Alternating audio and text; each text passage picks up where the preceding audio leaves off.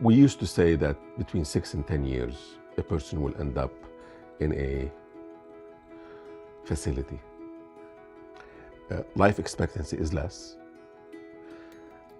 So far, the way the progression is, it's a slow progression in the beginning. It's kind of like an S, sloping slowly.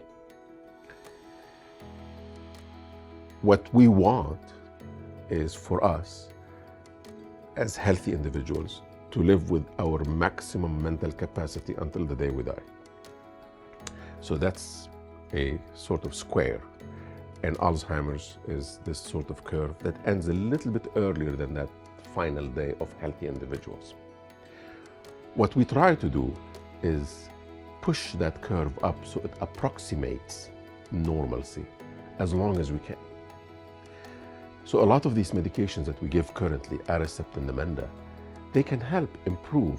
So a person, instead of losing the ability to wash their hands and zip their pants up when they go after they come back from the bathroom, they can continue to do that before forgetting. Or the ability of somebody to help butter their bread or not pee on the floor. That allows them to stay at home longer, stay engaged longer with their family, stay active longer. But ultimately, we reach that same point. We have not been able to change the course of the disease. There are things that we do, however, that have helped patients live longer. So fall prevention, accident prevention, safety issues, that has helped prolong the life of patients with Alzheimer's disease, but at the cost of them needing more supervision and more care. So there are countries in the world that don't do anything. And patients live 6 to 10 years, unfortunately.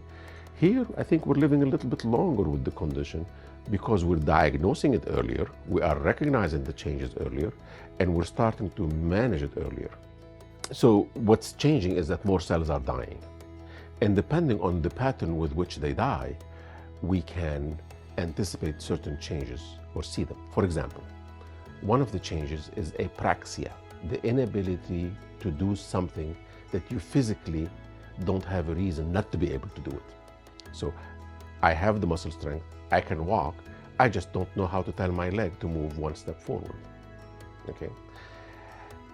That is a very big component that causes falling. So injury is one of the biggest concerns. Safety is another big concern. So when individuals with dementia progress, they begin first with intermittent memory loss. I forgot where I put my keys. I had an individual family member who told me his short-term memory is getting shorter. So that type of progression, you will see slowly in the beginning. You will see that the forgetfulness is becoming more prevalent on a day-to-day basis. Then you will see that we're making more mistakes where a person is trying to help and be active and stay in the kitchen, but now we're putting the knives with the dishes, we're putting all kinds of things in different places. And that has an impact on the safety. Keeping the stove on.